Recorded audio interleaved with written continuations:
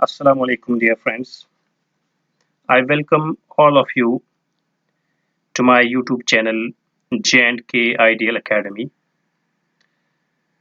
Friends, I hope that all of you are fine and doing well. दोस्तों हम बहुत time से online नहीं आए. The reason being that I got a bit busy. But friends, I thought of preparing a mock test series for the upcoming Finance Accounts Assistant exam. दोस्तों जो आप लोगों का फाइनेंस अकाउंट्स असिस्टेंट का exam आने वाला है जो JKSSB की तरफ से कंडक्ट होगा, उसमें हमने एक मॉक टेस्ट सीरीज तैयार कर रखी है आप लोगों के लिए, ताकि जब आप कल एग्जाम में अपीयर हो जाओ तो आप लोगों को MCQs टैकल करने में कुछ ज़्यादा प्रॉब्लम ना हो.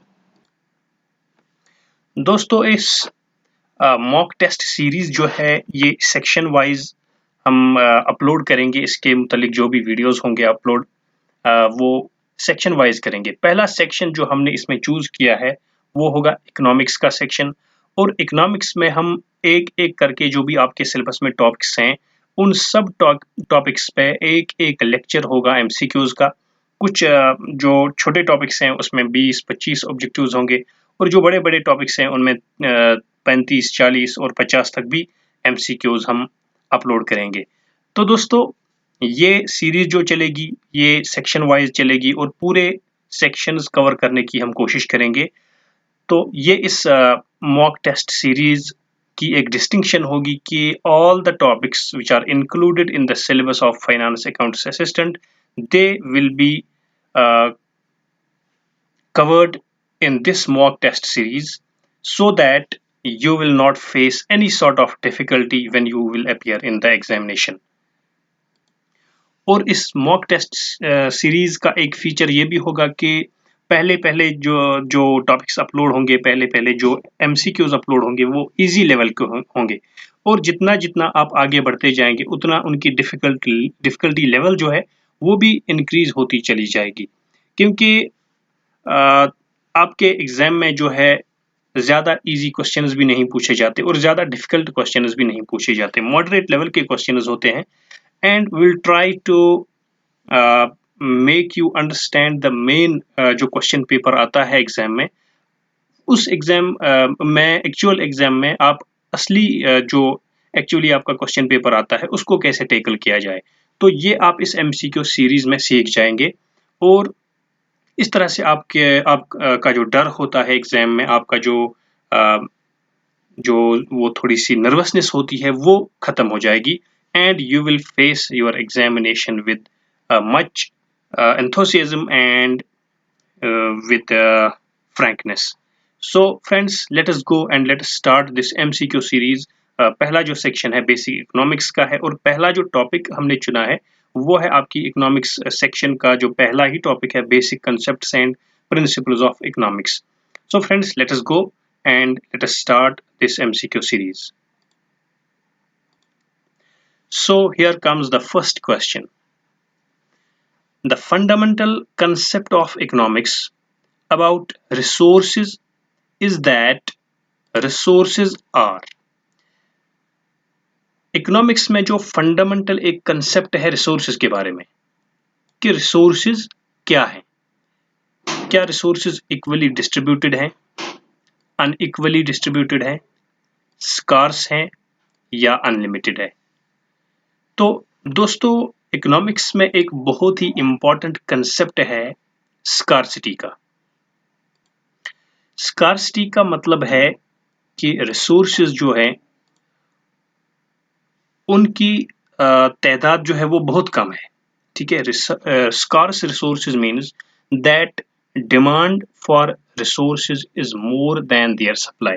जितनी रिसोर्सेज की सप्लाई है उससे कहीं ज़्यादा रिसोर्सेज के लिए डिमांड पाई जाती है. क्योंकि हमने पहला लेक्चर जो अपलोड किया है इकोनॉमिक्स के बारे में, basic principles and concepts of economics, उसमें आपको स्कार्सिटी का कंसेप्ट क्लियर हो जाता है. तो फंडामेंटल कंसेप्ट जो इकोनॉमिक्स में है रिसोर्सेज के बारे में यही है कि रिसोर्सेज आर स्कार्स। तो स्कार्सिटी का कंसेप्ट जो है ये एक बेसिक कंसेप्ट है बेसिक इकोनॉमिक्स में।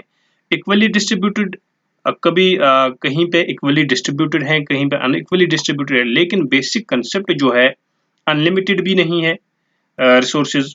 तो scarce resources, this is the basic and fundamental concept of economics about resources। ठीक है, तो resources के बारे में ये सबसे बेस्ट जो है कंसेप्ट है इकोनॉमिक्स में, scarcity का कंसेप्ट।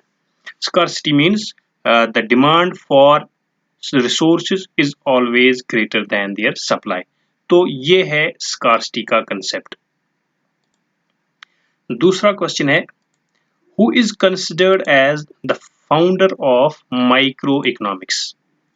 ठीक है, so friends, let us remind once again that economics was divided into two categories, microeconomics and macroeconomics by Ragnar Frisch। Ragnar Frisch ने इकोनॉमिक्स को दो ब्रांचेस में डिवाइड किया, क्लासिफाई किया, माइक्रो इकोनॉमिक्स और मैक्रो इकोनॉमिक्स। ये हम आगे पढ़ेंगे, ये हमने पहले भी कंसेप्ट्स जो है इकोनॉमिक्स के उसमें क्लियर किया है, लेकिन आगे भी थोड़ी सी इसकी डिस्क्रिप्शन आएगी। तो माइक्रो इकोनॉमिक्स जो है इसका फाउंडर या फादर ऑफ माइक्रो इकोनॉमिक्स किसको कंसिडर किया जाता है, whether it is Adam Smith, John Keynes, Frederick Hayek और मिल्टन फ्रीडमैन। तो यह है Adam Smith, father of economics भी जिनको कहा जाता है, या फाउंडर ऑफ माइक्रो इकोनॉमिक्स भी इनको कहा जाता है। So Adam Smith is the right answer, founder of micro economics और father of micro economics. Micro economics को कहा जाता है थ्योरी ऑफ प्राइस भी, या प्राइस थ्योरी, ये इसका अगला नाम है, दूसरा नाम है प्राइस थ्योरी। ठीक है, third question is who is considered the founder of macroeconomics। अब macroeconomics का फाउंडर किसको कहा जाता है,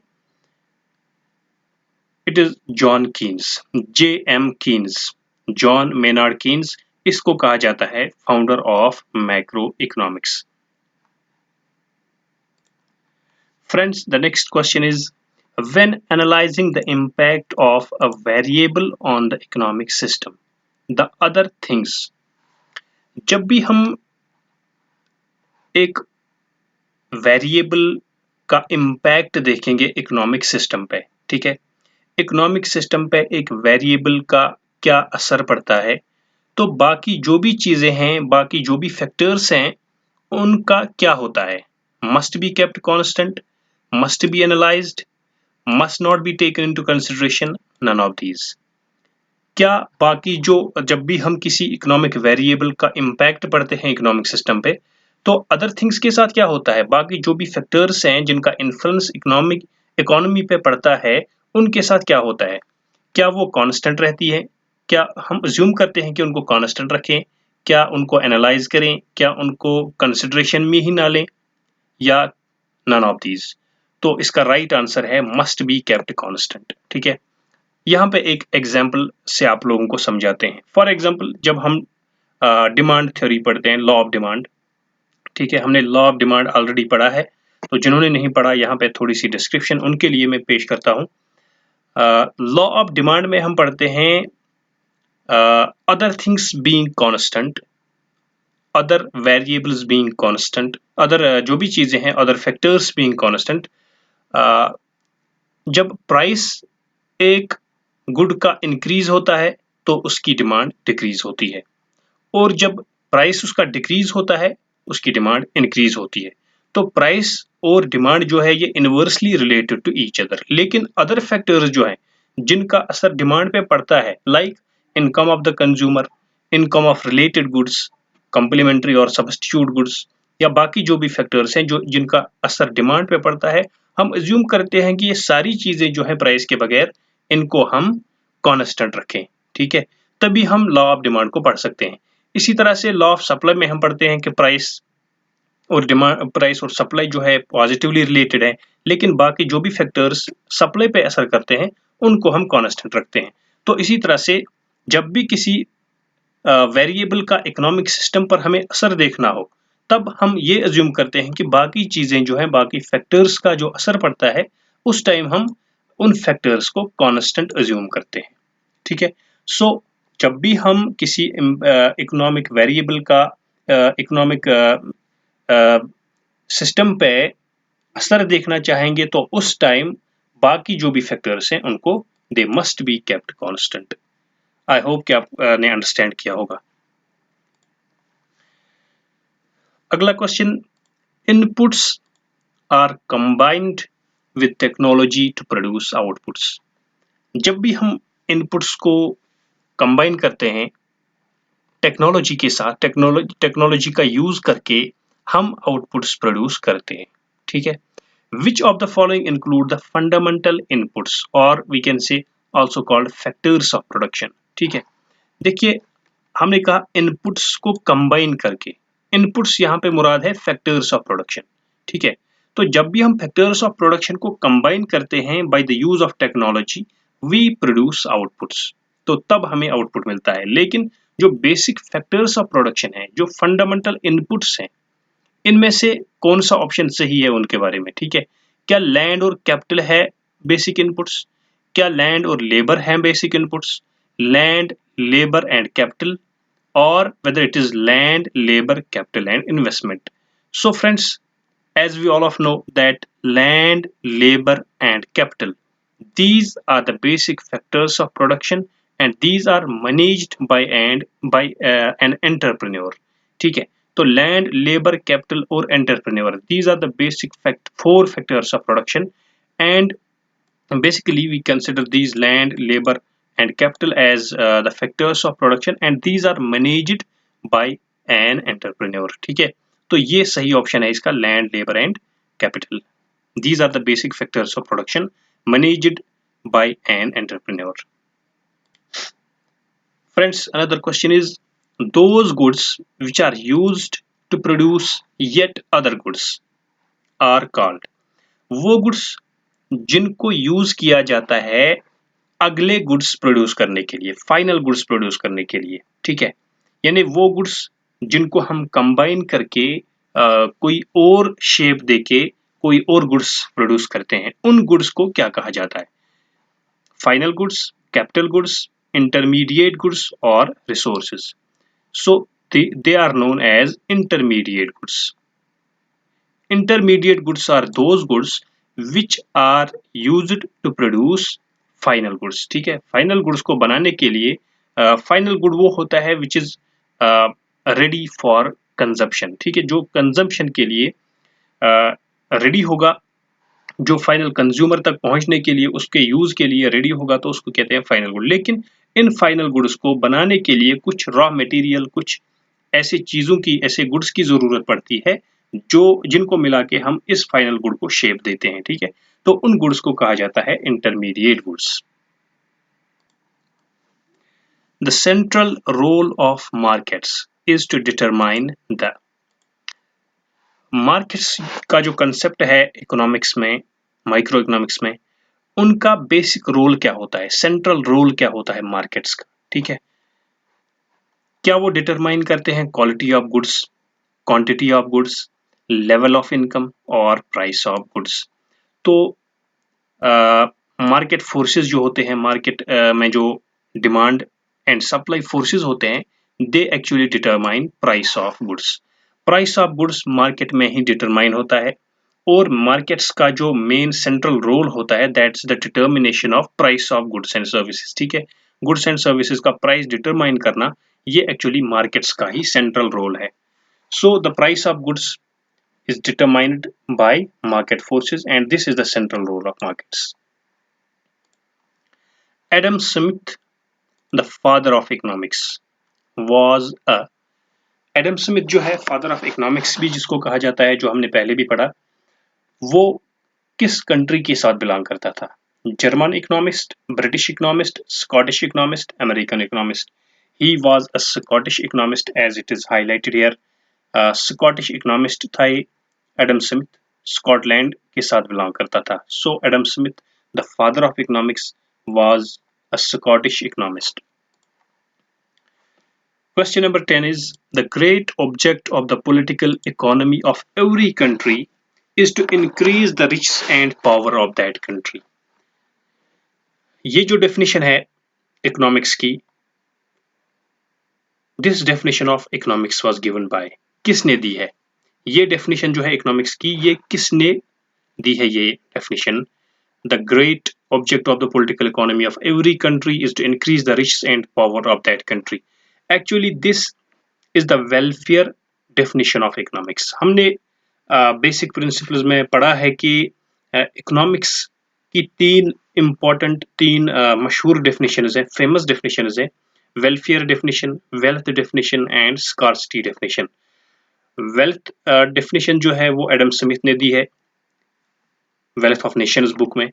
ठीक है, इसी तरह से जो अगली डेफिनेशन है वेलफेयर डेफिनेशन, ये मिल्टन फ्रेडमैन की है और ये उन्होंने ये वाली डेफिनेशन दी है.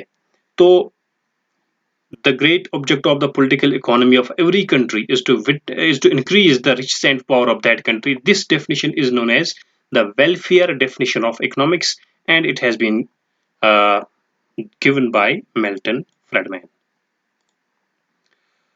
Question number 11 is Lord Robbins in 1932 in his book An Essay on the Nature and Significance of Economic Science formulated which definition of economics?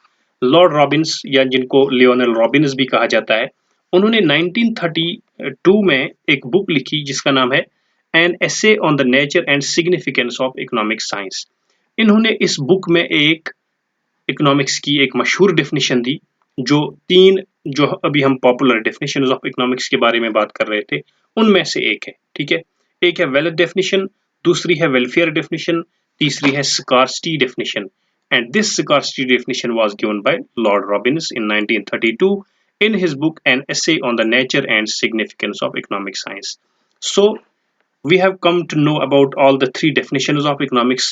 The wealth definition, which was given by uh, Adam Smith, the welfare definition, which was given by Milton Friedman, and the third is scarcity definition. This definition was given by Lord Robbins or Lionel Robbins in 1932 in this book. Question number 12 is here, friends. Which of the following type of economy has purely private ownership? Private ownership. देखिए, हमने types of economy भी पढ़ा है.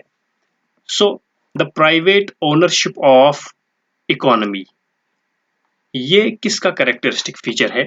किस economy में ऐसा होता है प्राइवेट ओनरशिप? पूरी इकोनॉमी जो होती है वो प्राइवेट कंट्रोल के अंदर होती है. तमाम जो फैक्टर्स ऑफ प्रोडक्शन होते हैं वो प्राइवेट कंट्रोल में होते हैं. They are owned and managed by private entrepreneurs. So this is the main feature of capitalist economy.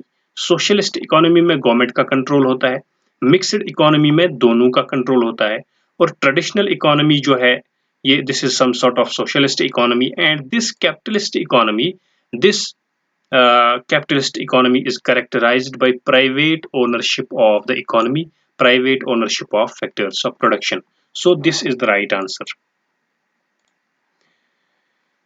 Who determine prices in a capitalist economy? Capitalist economy में कौन price determine करता है? क्या गवर्नमेंट डिटरमाइन करता है, बिग कॉर्पोरेट्स, मार्केट फोर्सेस, और none of the above? So capitalist economy में पहले ही हमने पढ़ा कि गवर्नमेंट का कंट्रोल ही नहीं होता है, क्योंकि गवर्नमेंट कंट्रोल सोशलिस्ट इकोनॉमी में होता है. बिग कॉर्पोरेट्स का भी कंट्रोल नहीं होता, ठीक है, प्राइस पे. और ये जो मार्केट फोर्सेस हैं, मार्केट फोर्सेस एक्चुअली जो इकोनॉमी होती है, हमने अभी पढ़ा था कि जो मार्केट्स हैं, the central role of markets, it is price determination. ठीक है, तो यहाँ पे भी डिटरमाइन जो प्राइस होता है, this is determined by market forces, and these are the demand and supply. Actually the market forces of demand and supply, they determine the price in a capitalist economy. So this is the right answer. Capitalist economic system is the feature of which of these countries? इनमें से किस country में capitalist system of economy पाया जाता है, या main feature of which of the following economies, ठीक है। USA, China, Russia and India. तो यहाँ पे हाईलाइटेड किया है हमने यूएसए में कैपिटलिस्ट सिस्टम है और ये जो इकोनॉमी है this is characterised by capitalism. Because China में जो है, चाइना में सोशलिस्ट टाइप की इकोनॉमी है, रशिया में सोशलिस्ट टाइप, यहाँ पे कम्युनिज्म है एक्चुअली चाइना में, रशिया में सोशलिस्ट टाइप और इंडिया में मिक्सड इकोनॉमी है। लेकिन यूएसए में जो है this is purely a capitalist economy. So this is the right answer. Question number 15 goes like this. Who among the following controls the factors of production in a planned economy? ठीक है, actually types of economies जो है वो इसी बुनियाद पे की जाती है कि इन फैक्टर्स ऑफ प्रोडक्शन पे किसका कंट्रोल रहता है। अगर प्राइवेट एंटरप्रेन्योर्स का कंट्रोल रहता है तो फिर that's a capitalist economy, and if there is the control of government, then this is socialist economy, and if both the parties, that is the private entrepreneurs and the government, they uh, are stakeholders in the control of factors of production, then that is a mixed economy. Now which among the following controls the factors of production in a planned economy? अब planned economy जो है ये socialist economy का दूसरा नाम है। तो socialist economy में हमें पता है कि all the factors of production they are owned, managed and controlled by the government. So this planned economy, इसका भी मेन फीचर जो है इसमें जो control of factors of production होता है वो गवर्नमेंट के पास होता है, because it is the socialist economy. Micro economics studies the behaviour of dash unit. Micro economics में हम किसका बिहेवियर पढ़ते हैं? क्या इंडिविजुअल इकोनॉमिक यूनिट का बिहेवियर पढ़ते हैं, इकोनॉमी एज ए होल पढ़ते हैं, दोनों पढ़ते हैं, या दोनों में से कोई नहीं?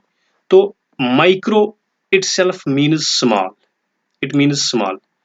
तो जब भी हम माइक्रो की बात करते हैं तो हम smaller economic units, individual economic units की बात करते हैं, ठीक है।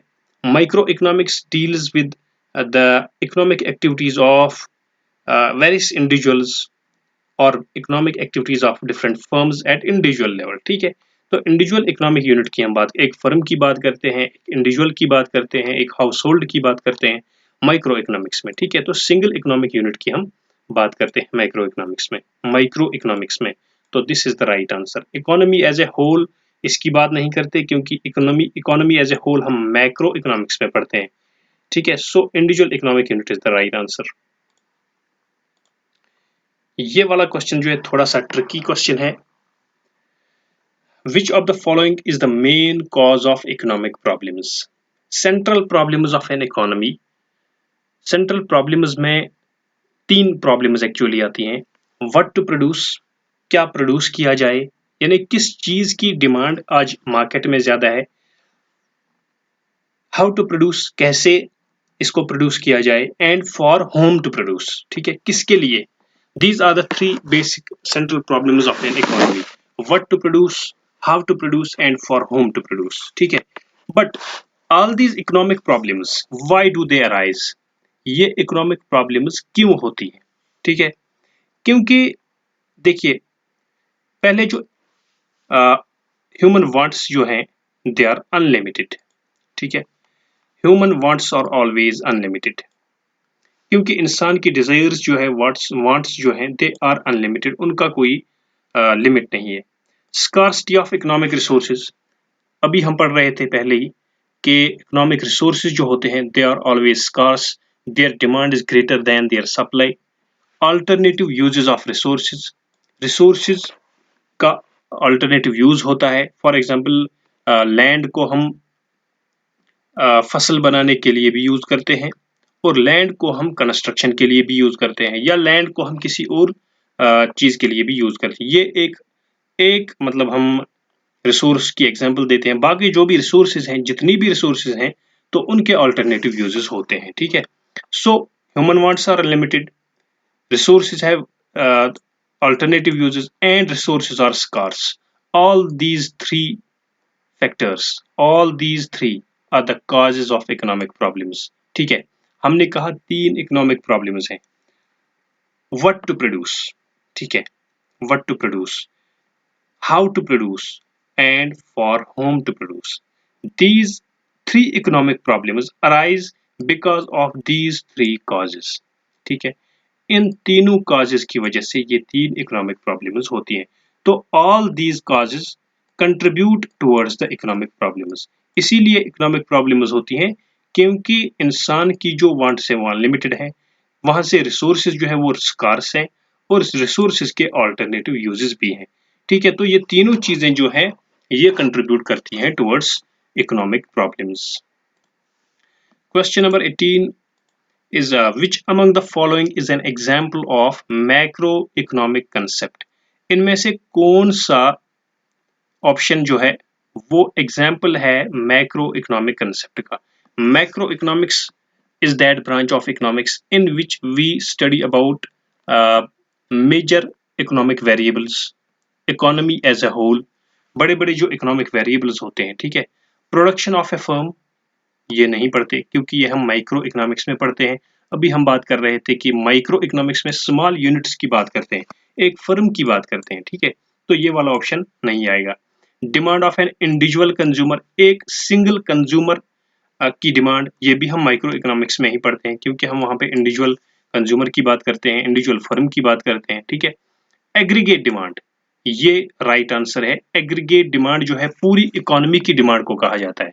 तो मैक्रो इकोनॉमिक्स में हम पूरी जो इकोनॉमी है उसकी डिमांड को पढ़ते हैं. ठीक है, माइक्रो इकोनॉमिक्स में एक सिंगल इंडिविजुअल कंज्यूमर की डिमांड को पढ़ते हैं, लेकिन मैक्रो इकोनॉमिक्स में हम पूरी जो इकोनॉमी में तमाम जो इकोनॉमिक जो कंज्यूमर्स होते हैं, तमाम कंज्यूमर्स, उनकी डिमांड को, उनकी एग्रीगेट डिमांड को पढ़ते हैं. तो this is the right answer. This is an example of macro economic concept. Once again, there is the question about scarcity. Scarcity means, scarcity का मतलब क्या होता है? Increase of resources, shortage of resources, constant resources, both A and B.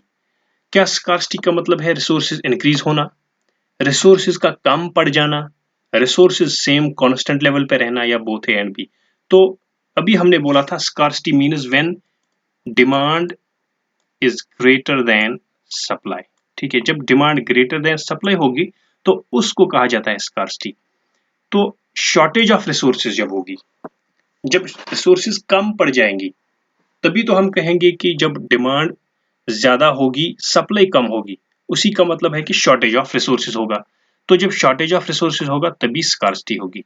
So this is the right answer. जब increase in resources होगा तो उस time तो स्कार्सिटी नहीं होगी.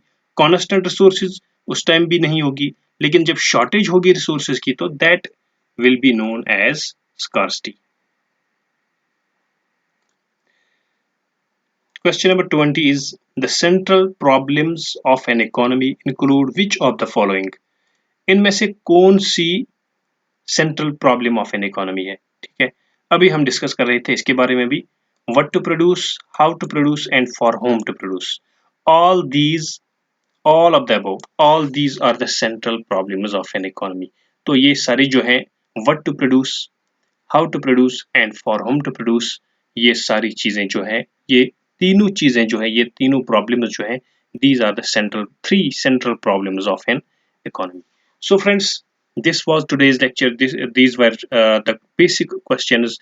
These were the questions about basic concepts and principles of economics. तो इसमें थोड़े कम ही क्वेश्चंस थे क्योंकि ये थोड़ा सा छोटा ही टॉपिक है. इस लेक्चर से आपको पूरा आइडिया मिल जाएगा कि कौन कौन सी चीज़ें हमें पढ़नी है, कौन कौन से एंगल्स जो हैं टच करने हैं, एक टॉपिक के कौन कौन से एंगल्स जो है वो हमें इंक्लूड करने हैं टॉपिक में. तो इससे आपको पूरा आइडिया मिल जाएगा. So friends, this was all about today's lecture. We will meet in the next lecture, but before concluding, I would like to request all the friends who are watching this YouTube channel to subscribe our channel, ताकि जो नए lectures आएंगे, इंशाल्लाह हम कोशिश करेंगे कि जो भी आपके टॉपिक्स जो हैं सिलेबस में इंक्लूड किए गए हैं, वन बाय वन उन सभी टॉपिक्स पे MCQ हम अपलोड करते रहें. ये छोटा सा टॉपिक था, इसलिए इसमें 20 MCQs ही हमने तैयार किए थे. बाकी जो भी आगे बड़े टॉपिक्स आएंगे उनमें ज़्यादा से ज़्यादा हम MCQs तकरीबन एक सेक्शन में तकरीबन आपको 500 से ज़्यादा MCQs मिलनी चाहिए, हमारी कोशिश यही रहेगी। दोस्तों हमारे चैनल को सब्सक्राइब कीजिए, बेल आइकन दबाना ना भूलें ताकि जो भी हम आगे वीडियो लेक्चर्स अपलोड करें उनकी नोटिफिकेशन आपको मिलती रहे। Thank you.